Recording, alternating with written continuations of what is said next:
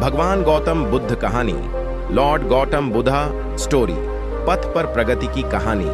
उत्तरी भारत का एक शहर श्रावस्ती। वह शहर भगवान बुद्ध के लिए एक महान संसाधन केंद्र था। बहुत से लोग वहां ध्यान के लिए रुकते थे और धर्म पर व्याख्यान सुनते थे। इन व्याख्यानों को सुनने के बाद एक युवक रोज शाम को धार्मिक चर्चा के लिए आता था। यह क्रम वर्षों से चल रहा था। वे नियमित रूप से बुद्ध के प्रवचन सुनते थे, लेकिन उन्होंने इसे कभी अपने जीवन में नहीं उतारा। कुछ वर्षों के बाद एक बार यह युवक व्याख्यान के लिए सब लोगों से पहले आया। तब बुद्ध अकेले बैठे थे। फिर वह बुद्ध से मिला और बोला, गुरुवर्य, एक सवाल मुझे लगातार परेशान कर रहा है और मेरे मन में संदेह पैदा कर रहा है।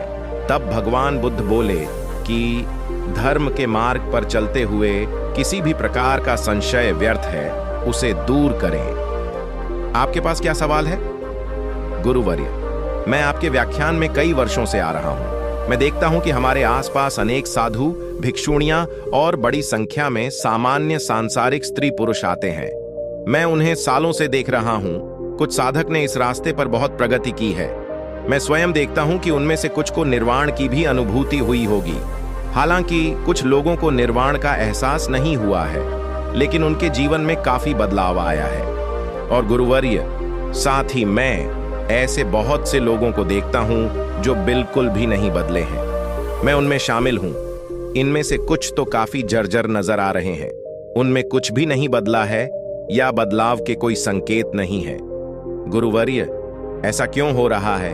आप जैसे शक्तिशाली निर्वाण साक्षात्कारी दयालु संत को उन्हें मुक्त करने के लिए अपनी शक्ति और करुणा का उपयोग क्यों नहीं करते? भगवान गौतम बुद्ध कहानी, महापुरुष। भगवान बुद्ध मुस्कुराए और युवक से पूछा, तुम कहां रहते हो? आपका मूल गांव कौन सा है? गुरुवर्य, मैं इस कौशल साम्राज्य की राजधानी श्रावस्ती में रहता हूं, युवक बोला।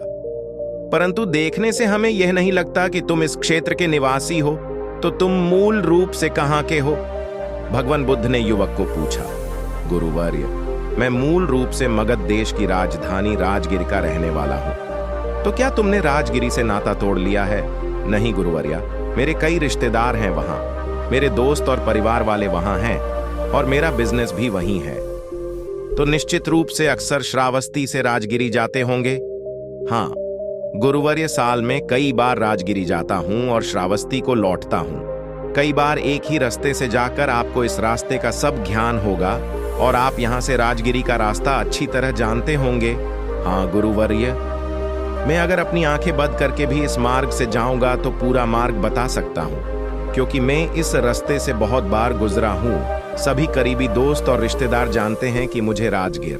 बुद्ध के प्रवचन सुनने के बाद वेश्या ने किया ऐसा काम हैरान रह जाएंगे।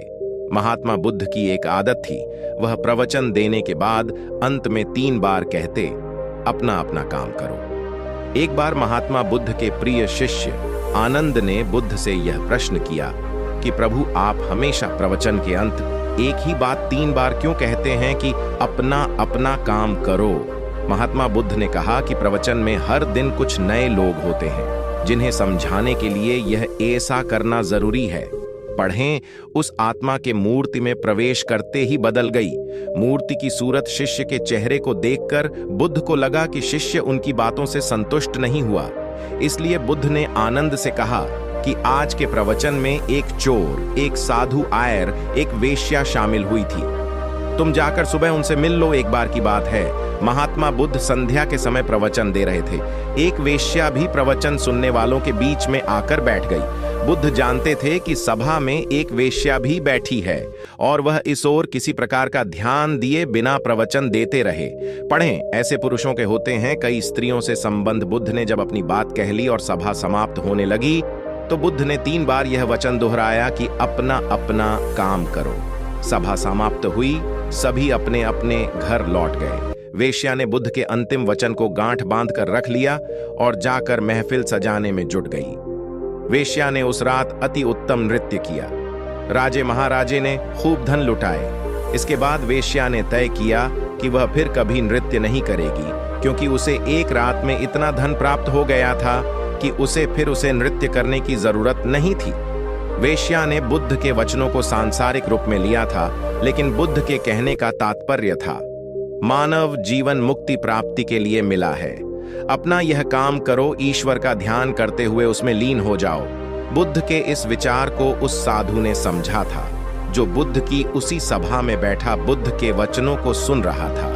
बुद्ध ने कहा है, मनुष्य को हमेशा अपना काम करते रहना चाहिए। अपना कर्तव्य पालन करने वाले का कभी अहित नहीं होता।